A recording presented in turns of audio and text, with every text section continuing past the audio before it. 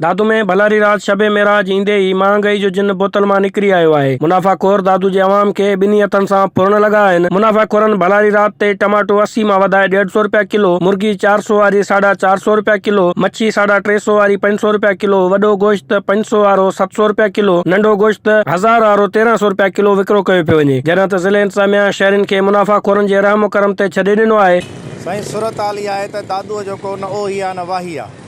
Price control authority हुजे जंहिंजा 22 मुलाज़िम आहिनि, उहे सालनि खां वठी पंहिंजी नौकरी ते मौजूदु न आहिनि। दादू जी जेकी इंतिज़ामिया आहे सूरत हाल आहे, उहा मक़ामी हुअण जे बावजूदु हींअर ताईं ॾिसण में कान थी अचे। टमाटो जेको 100 जे अंदरि हुअणु खपे उहो 200 रुपए खां मथे पियो हले। सरकारी रेट आहे मुर्गीअ जो 400 ते, उहो 550 ते पई हले। वॾो गोश्त आहे जेको 400-450 ते हलंदो आहे, अॼु उहो 750 ते थो हले। नंढे गोश्त जी जेकी सूरत हाल आहे उहो 1350 रुपए खां मथे पियो थो मिले। त पूरे शहर जे अंदरि हिकिड़ो महांगाई जो वॾो तूफ़ान आहे ऐं उनखे कंट्रोल करण लाइ न इंतिज़ामिया अखपटी आहे, न जेको आहे सो मार्केट कमेटी आहे जेके रेट आहिनि उन तहत जेको आहे सो को अमल पियो थिए।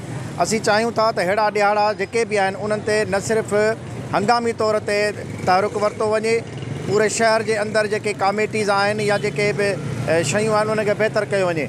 दादू जे अंदरि सूरत हाल इहा आहे त सदाईं जॾहिं बि भलारो वक़्तु ईंदो आहे, भलारो टाइम ईंदो आहे, ईदूं मुरादूं हूंदियूं आहिनि या के ख़ासि ॾियारा हूंदा आहिनि त दादू जी सूरत हाल इंतिहाई क्रिटिकल थी वेंदी आहे। नुमाइंदा पंहिंजे घरनि जे अंदरि हूंदा आहिनि ऐं इंतिज़ामिया वरी ख़ामोशीअ सां चुप करे कन ते हथु रखे वेही थी रहे।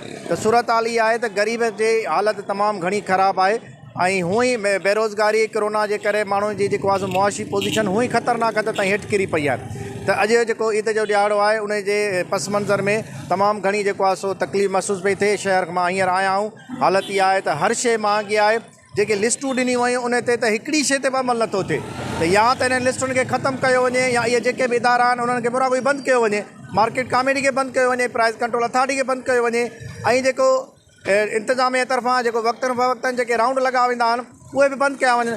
ज़रूरत हिन टाइम ते आहे ऐं जेके राउंड आहिनि उहे मुख़्तलिफ़ वक़्तनि कया था वञनि। हिन वक़्तु आवाम खे रिलीफ खपे, दादू जी आवाम खे रिलीफ खपे, पर आउं ॾिसां पियो त सुबुह खां वठी हींअर ताईं जेके बि रेट आहिनि उहे आसमान सां वञी पहुता आहिनि ऐं को बि माण्हुनि खे रिलीफ कोन्हे को।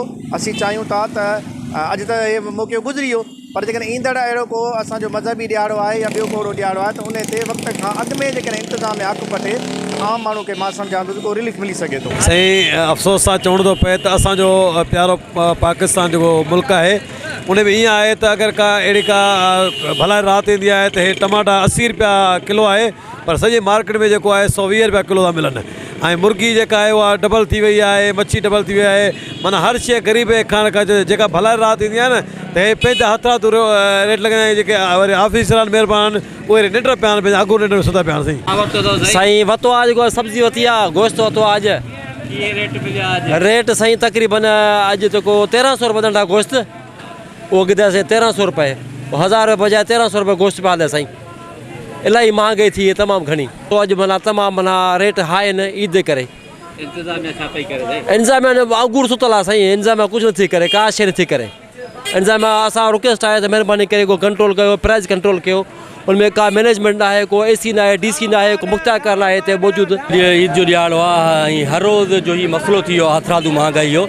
हिते जेका रेट लिस्ट जेका गवर्नमेंट तरफ़ां जेका शाया कई थी वञे उन्हनि जा उबतर रेट हलाया था वञनि। मुनाफ़ाखोर जेके हथरादू रेट वठी माण्हुनि खे फुरनि पिया। हिनमहिल जेको आहे ईद लॻी पई आहे, उन हवाले सां जेको टमाटो 80 ऐं 60 रुपया किलो जेको रेट आहे सरकारी, उहो बि हिनमहिल 100 खां मथे पियो हले। मुर्गीअ जो जेको हिनमहिल 400 रुपया रेट रखियो वियो आहे त उहो बि 450 किलो पई हले। मच्छीअ जो जेको रेट आहे उहो 300 खां 350 रुपया जेको आहे त उनजो रेट बि जेको आहे हिनमहिल वधीक वरितो पियो वञे। ऐं नंढो गोश्त आहे, वॾो गोश्त आहे, जेके बि खाइण पीअण जूं शयूं आहिनि हिते प्राइस कंट्रोल अथॉरिटी जेका आहे घुमाए, मार्केट कमेटी घुमाए, हीअ जेको सिस्टम हले पियो। हिनमहिल AC ऑफिस असीं ॿिया शिकायत कई आहे, AC साहिबु हिते कोन्हे को, ॿाहिरि वियल आहे। मुख़्तियारकार साहिब जो नंबर बंदि आहे, ऑफिस बंदि आहे, केरु बि कामूरो जेको आहे वेहण लाइ तयारु न आहे, पंहिंजो कमु करण लाइ तयारु न आहे। असीं इहो मुतालबो था कयूं DC साहिब खां त जेके बि प्राइस कंट्रोल अथॉरिटियूं आहिनि पंहिंजो कमु कनि ऐं जेके हथरादू रेट जेके मुक़ररु कया आहिनि वापारी आहिनि उन्हनि ते कंट्रोल करे जेको आहे आवाम खे रिलीफ न वञे। मुनाफ़ाखोरनि ख़िलाफ़ कार्रवाई कंदड़ अमलदार मुख़्तियारकार दादू ऐं असिस्टेंट कमिश्नर दादू सां राब्तो कयो आहे त ॿई ऑफिसर मोकल ते विया आहिनि